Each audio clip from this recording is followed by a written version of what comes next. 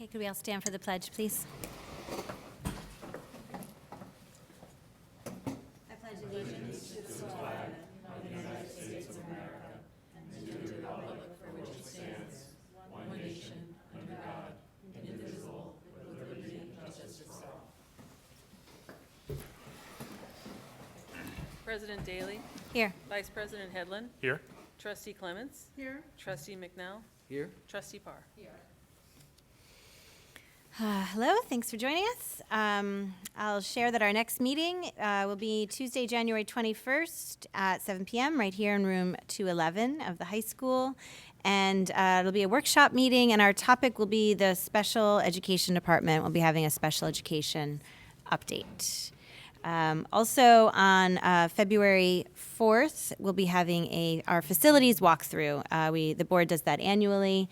We waited until a little bit later in the year until our facilities director was in place. So we'll be meeting with our facilities director and Dr. Benante and Ms. Dinio at 6 p.m. For a facilities walkthrough. And that's it. I'll turn it over to Dr. Benante. Thank you, Ms. Daly. I don't have very much by way of comments other than welcoming our Board of Education and our community members back. Wish you a happy New Year. I hope those of you who were celebrating over the holidays had a good holiday. With that, I'll transition right to Ms. Dinio, who's going to start our first budget presentation. And I'm sure there'll be plenty of opportunities for me to chime in Yes, I Oh, throughout. hope so. So, and take it away. All right. Tonight, we are going to review our administrative and capital components of our budget, and also Proposition 2, which is our vehicle purchase. As you know, we have one every year. The budget is presented, the final budget is presented in three components: the administrative, capital, and the program component. Tonight, we're just going to look at the administrative and the capital pieces and save the program as its own focus in a future board meeting. So the administrative component is comprised of these functions. So our budget as a whole is divided into something called functions, and it's by the budget code. Within each function are objects. So that's how the presentation will be organized, and that's how the budget's organized. The school board is its own function, but within that function are expenses related to the board. There's no salary line for the board, because the board does not get paid for being a board member. There are conferences and workshop costs. The district clerk and the district meeting, which is the budget vote and the trustee election, they all come under that function, even though there are different budget codes for them. So on the website, I posted this document. And this is a description of all the expenditures, by function, and all the objects under them. This is just a summary of what's in it. You can go to the budget folder on the website for more detail to see exactly what's in each function. It would be far too lengthy for me to try to put everything up there all at once.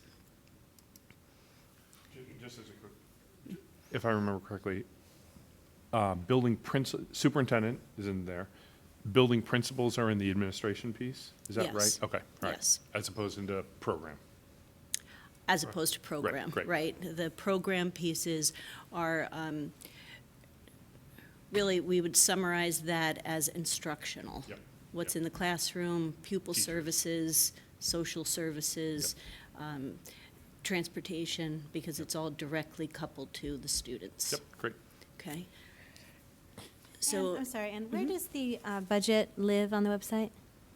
Do you know? under the Board of Education tab, there's a budget section, and then there are folders in each budget Okay. year with the presentations. on the Board of is all in Education there. tab. It's Yep. under the Board of Education Thank tab. you. It's pretty easy to find. Yep. This slide details the expenditure trends and the projections for the administrative component. As you can see, it's broken down into the same functions that were on the previous slide. I've got 3 years of actual expenditures, 16-17 school year, 17-18, and 18-19. Then what's listed in the fourth number column is the current year's budget. The next column is what's projected to be spent in those functions. And the last column is the rollover budget that we went over in December. So I just would like to keep in mind that this discussion uses our rollover budget figures. And to remind everyone, you can see it at the bottom there, but the rollover budget is based on contractual obligations and other increases and estimates of what it would cost to operate the school district next year with the current staff and programming. From this starting point, changes are made to shape next year's budget, which is the administrative proposal, and that is presented according to our calendar at the March 3rd Board of Ed meeting this year.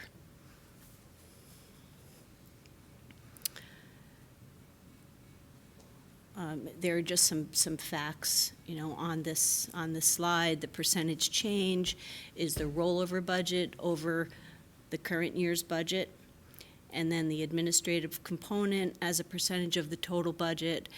As you can see, it's consistent. It's rising. Projected is down a bit. There are some areas of the budget where it was mostly due to staff turnover, and keeping in mind that the rollover budget is the high point. Okay, so when you're looking at those numbers, the budget lines along the bottom are the adopted budget, except in the fact, of course, of the rollover. Right, Ann, and just to clarify, our rollover budget was projected to be, I think, a 4.4% increase, so we're likely in the position where we know we have to reduce that. So these figures will, again, just to reiterate, these figures will change likely in my budget proposal by March 3rd. Correct. Sorry, just a quick question. Is it on the previous page, what's in finance? In finance is the business office, accounts payable, payroll, Okay. all the software, Basically. salaries of Okay. of the business office staff, copier, all of those administrative. The capital component, although it's a short list, operations and maintenance is district-wide, and that includes all of the items, the utilities, which are electric and fuel oil, and all of the contractual items that go into running the buildings, including the director of facilities salary and his entire staff of cleaners and maintenance. Debt service, it's really the easiest part of the budget to predict because we know what those payments are going to be, and that's our bond and our principal and interest, and our bond anticipation notes are included in that. Interfund transfers are basically, the biggest chunk of that is the amount that goes to the cafeteria, as you can see on this slide, which is the expenditure trends and projections. They're the same years as we looked at in the administrative component. Related employee benefits are allocated to each component because there are salaries and benefits in each of the three components. So those interfund transfers, it's the line that's highlighted in yellow. As you know, each year the local contribution to the school lunch fund is $20,000. That's included in that 90. There are a couple other interfund transfers included in that 90. The big one, though, that changes each year is the school lunch fund deficit.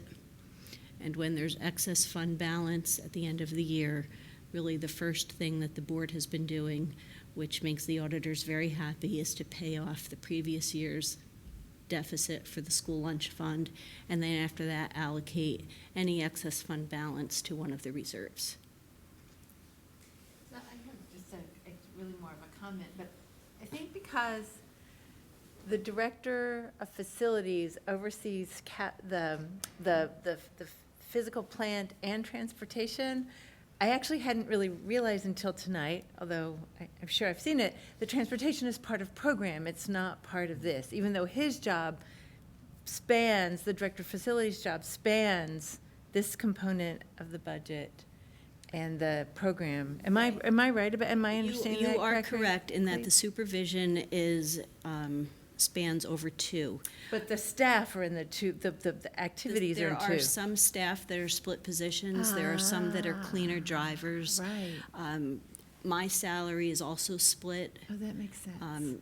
by a percentage of our time that's devoted to Sure. each. For instance, the director of facilities, there's 50% of his salary is allocated to the transportation portion, 25% to operations, and 25% to maintenance. Okay, that makes sense. So the portion of the budget that mainly has to do with transportation aid, we want to make sure that we're charging that part of the budget with enough expenditures because it generates separate aid. So not all of his salary is allocated there. So the cleaner driver position, for example, it's based on what percentage of their day that they drive and what percentage of their day that they clean. So a salary of a cleaner driver, that portion is in what you're looking at tonight, but the other portion of their salary is going to be included next time in the transportation area of the budget. And And those the- people that are divided up, their benefits are where? Their benefits are also prorated in The that same benefit way. line, right? And that maximizes our transportation aid. Thank you. Sure. Do you remember what, you may not remember, do you remember what the big interfund transfer was? I think it was 16, 17? I can remember, 17, 18? Why it was 265? You know that? I don't have the exact Okay. figures, but it's usually the capital fund Yeah. or the repair reserve. And I know that it might have been in that year is when we established the EBLAR, which is the Yeah. benefits reserve. That was new. So these, just remind, these are transfers out from here Transfers out to of the general fund to the to a reserves. reserve fund. get booked against the capital, show up in the capital component part of the budget. Correct, Okay, got it, correct. got it. Okay. And, Oh. sorry, one more question, it's probably gonna Sure. be minimal. Have we seen any change in electric bills now that we're at a year with Marathon up and running? I don't have that figure Okay, at that's this fine. moment No, for you, but I will. That's a fairly I detailed will, question yes, to it ask is. at the moment, don't worry. Proposition 2 that we are going to recommend is for this annual vehicle purchase. It's for 2 bus replacements. One big bus at a cost including incidentals of $120,000, and a 20-passenger bus, very comparable to what we purchased last year of $55,000. The incidentals that I refer to would be the cameras on the bus, because going forward for each new bus purchase, we're having the interior and exterior cameras put on the bus. Again, it's going to be paid with a ban, because each year, 5-year-old debt falls off the books and the new can come on. It's been fairly consistent with the bans that we've been issuing. The big bus is a diesel bus. I know last year we talked a bit about our propane buses. Next year, the big propane bus is going to be the next bus to be surplused and traded in. That's the last one, right? We have a small van, we get a little bit more use out of. The propane, it just didn't work for us. Right. So we have one so left after that. Next year will be the big propane. This year, it's still an older diesel bus, and we're going to look to purchase a diesel bus, because those have the better engine Right. than the gasoline. And, yeah. Perfect. One more question in the capital piece. Is next year the first year that the last bond proposition starts to impact or starts to come into the debt service? I know it's basically neutral. Right, not for 2021. Okay. What we're going to spend over the beginning of next summer, which is Yeah. what's slated for, hopefully that everything right. moves Just on along. timing It's yeah. phase one. We have the $700,000 to get us started on the work for phase one. Towards the end of the summer, depending on how much is bid and how much work is done, we'll be having a ban for that. That's in the summer of '20, so you're not going to see that until the following year, The cost on the that. '21-22 budget. Okay, got it. Okay, Great, thank you. you're welcome.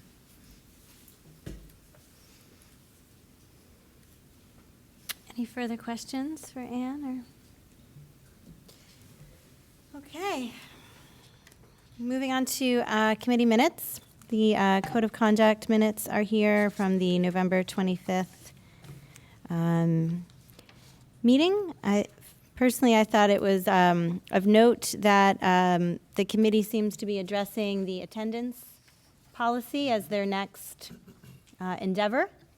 And we'll be hearing more from them towards the end of the year, I believe. Yes, so I had advised the committee that it would be probably more appropriate to bring any recommended changes to the board closer towards the end of the school year, in the weeks preceding the board's typical adoption of the following year's code of conduct, or review, public hearing, and then adoption of the code of conduct. So they have some materials that they have ready now, but I thought it would have been a bit early for that, considering that the code of conduct is not acted upon until generally the summer, and that would be more timely.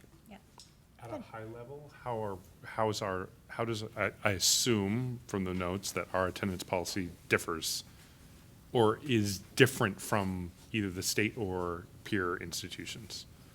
It really varies by peer institutions, and I think that was the undertaking that the committee felt was necessary to examine the existing language we had in reference to attendance, and then to examine other schools' attendance policies, and they noted a range in what those policies were, and then to make a recommendation for how our comprehensive attendance policy should be drafted. Okay. And I should remember this, what is our attendance rate typically in like elementary, middle? Is that something that you, As far as the rate is, like like what's the average attendance average rate? daily attendance, Yeah, average I know daily we're attendance. over 95%. I don't know exactly what it is, just because that's a key Right. benchmark So then figure. I know, I mean, the reference in the notes was Mm-hmm. that there had been some concern about a publication, that we had the worst Mm-hmm. attendance rates in the district, but then it turned out there was an error. Correct. But like over 95 attendance rate is not, it sounds like it's more you're interested in the policy, that there's not an issue with attendance I don't- per se. Overall, no. I Overall. would not say that there's an issue with attendance. I think the primary concern is really driven at the high school, Oh, more so okay. than the elementary and the Yeah. middle school. And there's other factors, some of them social in nature, that are Right. influencing that, and the choices that our kids are making on particular days. But I would not We want our overall. policy to encourage them to attend Correct. school. Correct. Yeah. Okay, so it's more from the Code of Conduct Yeah, Committee. I know it's enticing, and that's why I wanted to be wary Wait, of getting okay. too far in the discussion Okay, now. all right. Well, but they did, the notes raise questions, but I do also want to say, like, I said this at a previous meeting, the notes from these committee meetings are just like So improved, I'm right? glad you so noticed good that. this year. I Yeah. mean, Yeah. just I'm glad. so, I mean, you come away and you really know what happened, and I just think it's so valuable. So I appreciate I it. appreciate your comment. I have advanced that compliment to each of the committee chairs, so I hope that you continue to see good notes and meeting minutes. The Buildings and Grounds minutes are also here. I know we have an agenda item later in the meeting do. to talk about the committee charge, but the Buildings and Grounds minutes are here from December 5th. Is there any communication from the public at this time? Okay. Going into information reports, these are here for our review. And then consent agenda minutes. May I have a motion, please? So moved. Second? These are the minutes from our December 18th workshop meeting. Is there any discussion? All those in favor? Aye. Aye. Consent agenda financial. May I have a motion, please? So moved. Second? Any discussion? I have a question. What does the middle school student council usually spend their money on? Because I was just, Big amount of money. they've got $28,000. I'm like, wow. But I don't, do they do a prom? Do they do a thing? Andrew, what do you do? My little brother's on that. I didn't realize they were handling that much. Yeah, no, I saw that number too. They must have been collecting for some kind of a event or charity Yeah. or something that they were gonna give something to, because that's a big number. Yeah. It is. Nothing jumps out at me right now, so I can research that and get back to you. It's not the made a workshop. mistake of not asking when Dr. Silky, I'm Silky's sure, here, would but- be right on top of that, but we can look into that for you. And Andrew, it's a good time maybe to, make sure I'll, you're, I'll ask my brother tonight what they're There you doing. go, brother, yeah. Big plans, big plans. 28. Any further discussion? All those in favor? Aye. Consent agenda personnel. May I have a motion, please? So moved. Second? We have some big retirements here on the agenda. Some people who've really dedicated a lot of time and talent to Haldane. I don't know if you have any words you'd like to say, Dr. Benante? Obviously, the time is upon us when our staff members and our faculty who are expected to retire, entertaining that, have provided notification to our district of their intent to do so. So obviously, it's bittersweet in many ways because we have many educators who've served our community for a total of dozens of years, and we're sorry to see them go, but at the same time, we know it's for good things in the future. And there'll be an opportunity towards the end of the school year to recognize our retirees at a Board of Education meeting. But obviously, we thank them for their service, and we're excited for what's going to come for them in the next part of their lives. It's been updated. I read this. Yes, we did have a couple last over minute. the Yeah, weekend. no, there's two on here that weren't when Yes. I read the minutes, so sorry. I just caught my attention. Couple of It's a last big minute year. Yeah. Yeah. And there's a deadline of December 31st that's in their Right. contract. Yeah, and just why. So that the teachers need to let us know by that date so that we can properly account for them in the, in the budget and also in Correct. hiring season. So there is a deadline, so we shouldn't really anticipate any more retirements. This is No. probably what we. Not from our teachers, Not no. from our teachers. As you know, with our CSEA staff, at times, given the way the contract is structured, there's even more advanced notification that at times is provided to us. So there may be additional CSEA staff that's somewhat rolling, but generally, this is when we see any anticipated retirements from our faculty. I also want to point out item 5. So we're accepting the resignation of Ms. Perone from JV basketball coach. This is one of those steps that we take, whereas last meeting we hired a JV basketball coach. Correct. Now she needs to officially Should have been resign previously appointed. from that position. So that's just part of that process. Okay, any further discussion? All those in favor? Aye. Going into new business, I'll turn it over to Ms. Famularo for our CSE, CPSE placement recommendations. Thank you. Be it resolved that upon the recommendation of the Superintendent of Schools, the Board of Education hereby approves the recommendations of the Committees on Special Education and Preschool Special Education as presented. May I have a motion, please? So moved. Second. Any discussion? All those in favor? Aye. Okay, going into the Buildings and Grounds Committee charge, I'll turn this over to Dr. Benante and Sean to talk us through their thoughts. Thank you, Ms. Daly. I'm just going to distribute a few pieces of paper before I get started. Bear with me. Should have had these ready to go. John, if you don't mind. Thank you. One more coming your way. Those are, yes. Oh, I these was are for asking me? you to Oh, take keep one and going. pass them. Thank you. Sorry, I didn't get the last part of It's that. okay.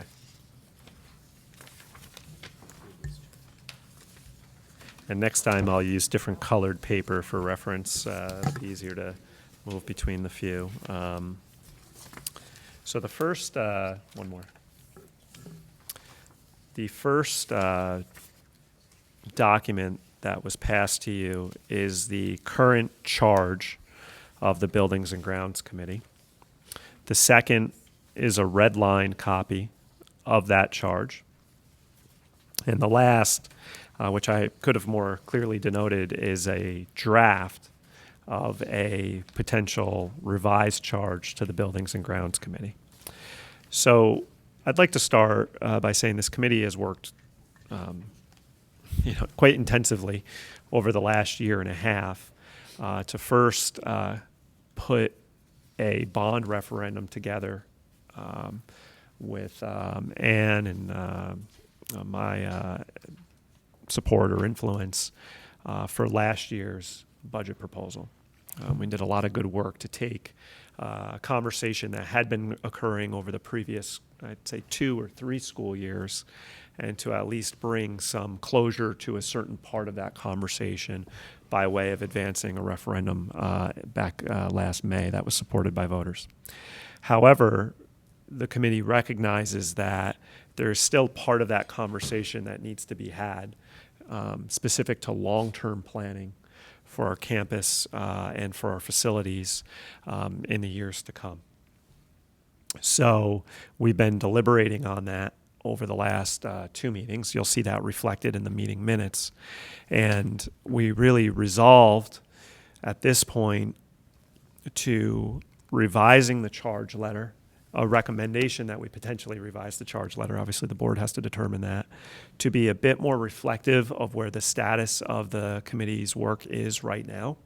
We felt that the language that is in the current charge is a bit outdated and references and has allusions to projects that maybe occurred in the past and that we probably should move beyond and clean that up a bit. So that's the primary difference between the current charge and what we're recommending.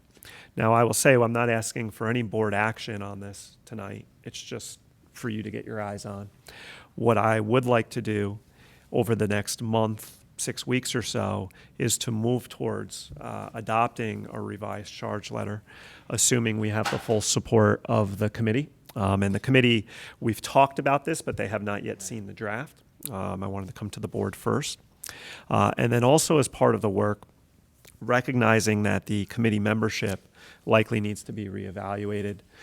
We like who we have on the committee. We just think we need a more representative group of interested parties who would have, or stakeholders who have an interest in a discussion around our buildings and grounds who are not currently present at the table.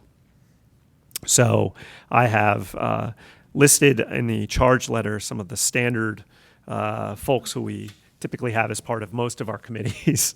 But you'll also note that I've included a reference to the committee may include or appoint ad hoc members depending on its agenda for a particular meeting.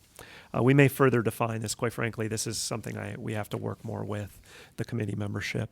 But I need to talk a little bit more with the committee about that. Now, as we were organizing, or as I was organizing this material for tonight, I was reviewing some historical artifacts, previous committee minutes from previous years before my arrival, as well as some documentation related to some community forums that we have had in the past where we have tried to initiate a dialogue with the community about our long-term planning. And you'll see referenced in the minutes, we talk about buildings and grounds and the current state of needs in our facilities, which now includes monitoring the 2019 referendum, and then also, though, long-term planning, and how do we account for that now in our future work. And looking back at the history of the district and how other superintendents have approached this for projects that were successful and some projects that ended up not being successful in terms of bond referendums, I really would advise the board to consider at this point a separate, I can't believe I'm saying this, but a separate committee to examine long-range planning for our schools.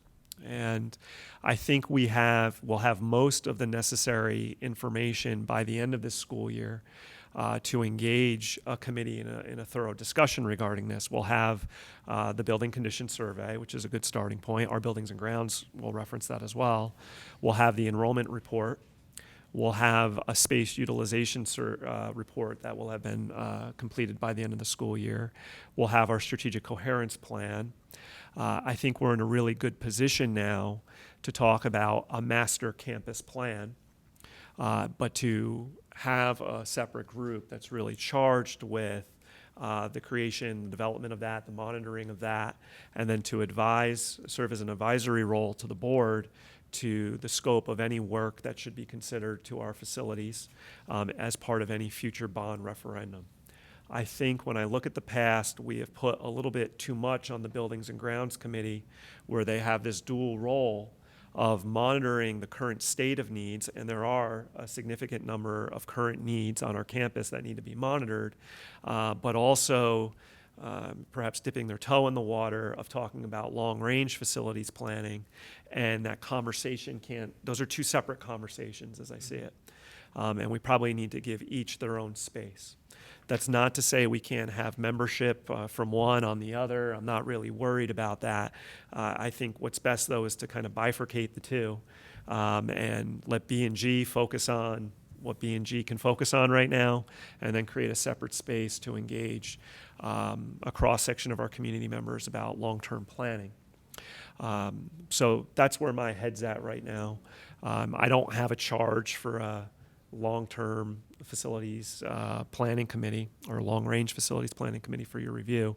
I just felt the board should hear tonight where my thinking's at, and then as we talk about it, if we feel that's the right way to approach this, I'll have a lot more information for your consideration before I do anything.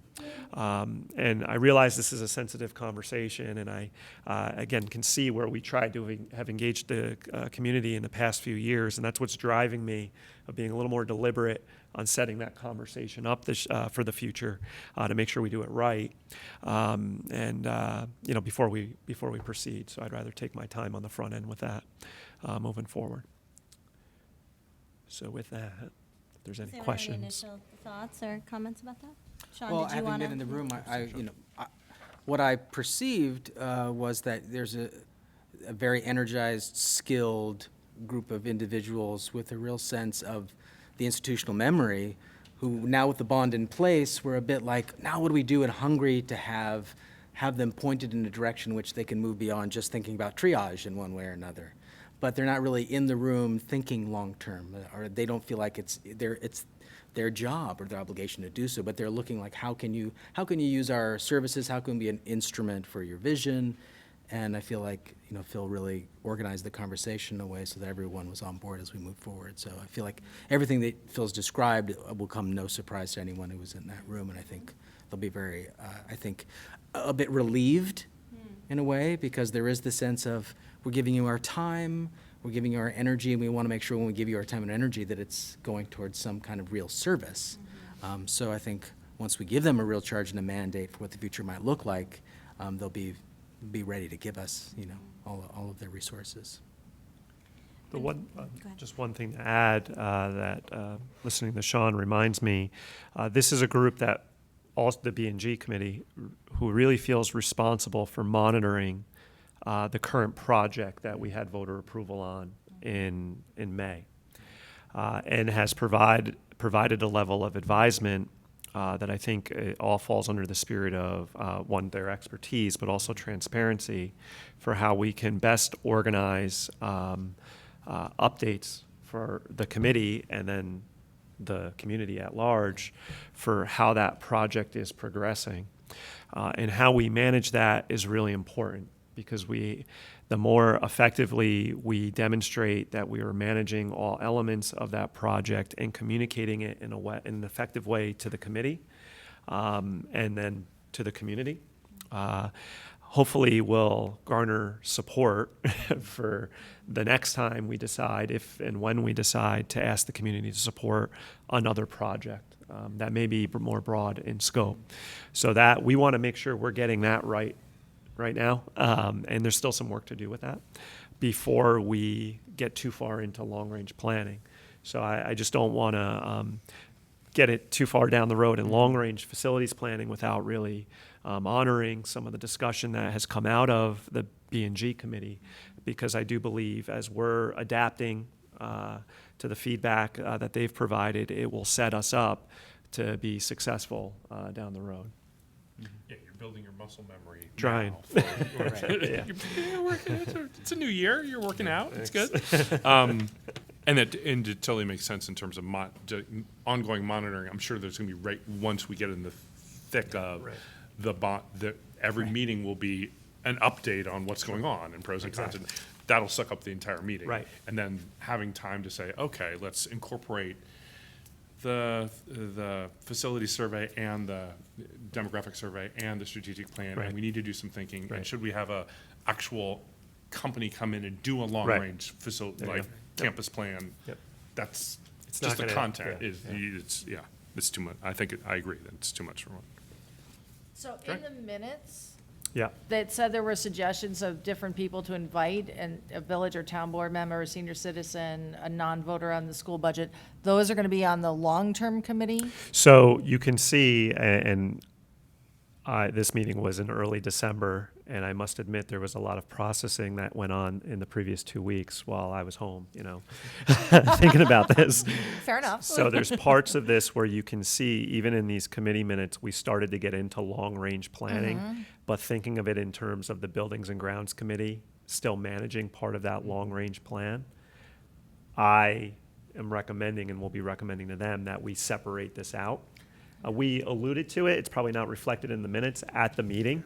But I think that's really what needs to be done, where those memberships, the town, our Arts Alliance, the school foundation, the sports boosters, will be all part of that long-range planning committee. Again, I thought haven't of- drafted a charge yet, but that's what we would envision. I thought a non-voting person was interesting. Yes. I thought that was a really interesting thought that I would not have necessarily come up with, that should be someone that is brought in. And was that I had a question about that too, like a Garrison resident? Why would there be a non-voting? Like a student, maybe? Right. Oh, okay, all right, Right. okay. Because I see, non-voting, I guess I wasn't exactly even sure what non-voter meant. If it was I referring think to someone who also- doesn't vote in Somebody who the just abstains. district, And I just wanna- in the district? Nope. I think there was also. A non-voter regarding the school budget. So I thought it meant was the perspective was, okay, you have no skin in the game here. There was part of that. There was also and that may not be that isn't fully clear, someone who typically would not be inclined to perhaps approve an expenditure. A non-yes voter. Yes. It should be more. A constructive critic, I will say. Which is yes. super important. Yes, yes. Yeah. I think I that's mean- the spirit of what that one was. But we I also talked see. about students as well, so I Okay. don't want to lose sight of that. But I believe that was the spirit of what we were discussing, that we have, it's important to have that perspective in the room. Gotcha. I wanted to share that when Phil mentioned this to me yesterday, the first things I was thinking about was, the last time we did the strategic planning process, for those of you who were involved in it, there were all these different categories, and one of the categories was facilities. Yeah. Right? So we had these conversations about long-term facility plan as part of the strategic plan. But separate from the Buildings and Grounds Committee. Yeah, just as part of the completely. strategic Just as plan. part of the planning Right, process so in general. when we think about long-term planning, we did that in a way through the strategic planning process the first time around, 5 years ago, right? This strategic coherence planning process isn't the same process. So there isn't a facilities section, right? There's this overarching vision, goals, mission, and facilities, of course, is part of that, because how do we attain our goals and our vision without the right materials, without the right environment, right? So facilities becomes inherently part of that vision, but it is not, we're not having conversations at that level, at the strategic coherence planning process, about facilities, like we have done in the past. So there isn't really a conversation happening about long-term facilities planning And so to connect it to the strategic coherence planning process, I think makes a lot of sense, right? So as we set up that document and that vision and that shared belief system, having a long-term facilities process plan makes a lot of sense as related to that. Right. Well, and even 5 years ago, that group of the strategic planning process had very clear thoughts about what could be beneficial to supporting the Right. kinds of educational experiences that we wanted students to have. And it was, I mean, the structure of the meeting meant that it was ambitious thinking, but it still did really reflect some real great thoughtfulness about what some potential benefits might be. It would be, I wasn't part of that. It just saw the outcome of it, but it'd be interesting to, I think the way that it's set up now, which is determining the vision for the school and then have the form follows function that's- yeah, afterwards, it's- but yeah. you need somebody to catch it. Right. And you need the long-range plan to catch it. I think that makes sense. But it would have been really interesting to see how they cross-networked. If you've got a facilities part of last strategic plan, how are you incorporating everything else that everybody else is talking about? Because you need to know that in order to say, all right, what are we going to do with outdoor education or with whatever it may be, right? I mean, So, the structure think this is did that great. a little bit, sort of, because it was a kind of a messy, not a good messy structure of how the meetings went, but I think your point is really well taken, that it really should follow. And I mean, I like the idea of the two committees and I noticed in reading at least this initial draft of this charge, the revised charge for the buildings and grounds, there's a real emphasis on, with some community representation, community and parents, but a real focus on district staff. And I think Yes. that makes sense. If you're talking about monitoring. What's in place. What's in place, then that's who should be Right. there. Right. So So that that's makes why sense to the me. membership kind of got parsed down a little bit. But it's not to say, again, when we're talking long range, I think that's where we want to broaden the scope of committee membership to include a real cross-section of community stakeholders, both internal and external. So as Peggy and Jen and John are alluding to, there's these past, and the last strategic plan would be one of them, these like signals you see of a desire on the part of the community to engage in this discussion. But then when I look at video or whatnot, when we've actually tried to, you can see in the room that there's at least perhaps 2 to 3 very distinct mindsets of the individuals who are now sitting in the room talking about it. Some are there with the mindset of the very the urgent need, things we would see on our building condition survey. Some are approaching it from the mindset of long-term vision. Wouldn't it be great if we had X, Y, or Z? And some are from the mindset of, you're talking about a bond proposition that costs money. I pay a lot of taxes and I'm concerned about my taxes. And there's a time for that too, or there's a space for that too. I don't think you can have all three right now where we are and just trying to get a plan established. You can't create a forum to have all three of those conversations going on at once. Let's do one at a time. B&G is doing a great job handling what's currently in place and what our immediate needs are on the scope of work that's going on. We need a long-range plan. We need the space to have that discussion with, at some point within it, an ear towards what will the community support by way of taxes, and there's mechanisms and strategies for getting a sense for that. But that's where I think would be the best way for us to proceed. I would only cough up one very tactical Go ahead. recommendation on the new chart, the revised chart, which I Yes. think is great. I love the paring down the list of areas to be examined. Yeah, So, I didn't know. It's like, like, aren't we saying all existing? everything. But the only thing that I would see if there's an extra phrase or clause to be added, because when community spaces that are utilized by the school district, Yeah. I'm sure like our students go to like whatever. Down Main Street and have an experience at I see. Split Rock Books. Yeah, so we want to further define or qualify it's, that. Yeah, and I'm really getting at Mayor's Park. Yeah. Right. No, yeah, right. And maybe one or two others. Right, so. right, right.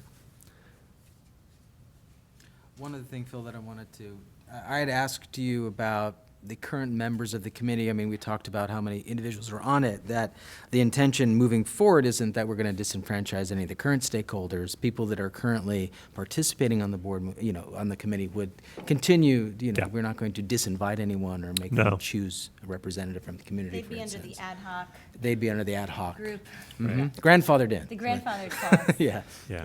No, we want the group that's there certainly to remain. We still may want to expand the B&G a little bit. I still think there's a desire on the committee where a perspective for just the current work we have going on would be appropriate. But several of the folks who are discussed in the minutes, or you see reflected in the minutes, are groups. I think again we kind of had the long range planning hat on at that time. So we'll continue to work with this. All of it, before any final decisions are made regarding charges and including participation, we'll review that here. I'd like to get the B&G charge revised or before the board after our next B&G committee meeting, which is in February, I believe. So we hope to have it before you after that, and then we'll enter the next phase of this discussion. And I'd like to thank Sean, who's been a great board rep on the committee with me. I don't know if you knew what you were getting into. Oh, a little bit, just a little bit, but not entirely. So. No, it's been great. Great. Is there any communication from the public at this time? Okay. Are there any board reflections to share? I would like to share. Please. So I had the opportunity to talk to a lot of different parents and people in the community over the break. And one of the things that kept coming up in conversation was the request for having more life skills being taught here. And it kept coming up over and over and over again, so I just thought I'd share and bring it up with you, Dr. Bernate. And, there were definitely people that said, oh, the kids learned how to do a budget in this particular class, or the kids learned how to write a check in this particular class. But no one seemed to get all of it. So it depended on which classes you took. You might get a piece here and a piece here and a piece there. So there was a lot of discussion about, well, we need to do better. And there are other schools that are doing similar things. It was in the news. I think this is how it kept coming up in conversation. There was a school that is teaching a life skills class. I think it's in Westchester. I don't remember which one it was. But it just kept coming up, and so I thought I'd share that there are, there's definitely a contingency out there that thinks life skills is something that we are not taking the biggest step forward that we could for our kids, and those are important things for our kids to learn. Thank Just you. throwing it out there. Yeah. Appreciate that. Thank you, Margaret.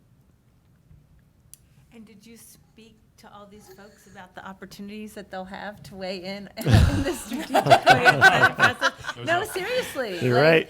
Like if there were another kind of, I forget the name of it. Thought exchange. Thought exchange, like, that's the You're opportunity right. for them. You're right. That would be. That- No, I that's did a- not, but I okay. should have. Well, but I'm sure you'll see those people and you can follow up with Right. them. And there will be another thought exchange. Right, And I right. think the spirit of it, I was working on it today with Jonathan Costa, and the spirit of it is essentially where are we getting it right and where could we improve? So this would lend itself to that. It's a little bit more geared towards the profile of the graduate attributes that we defined earlier in the fall, but I still think there's plenty of space for something like that. Well, I'd But like more to see our broadly, it's a good graduate have reflection. those kind of attributes. Yes. Life skills are Agreed. things that they need. It's important. Dr. Benante, do you have any final thoughts? I do not.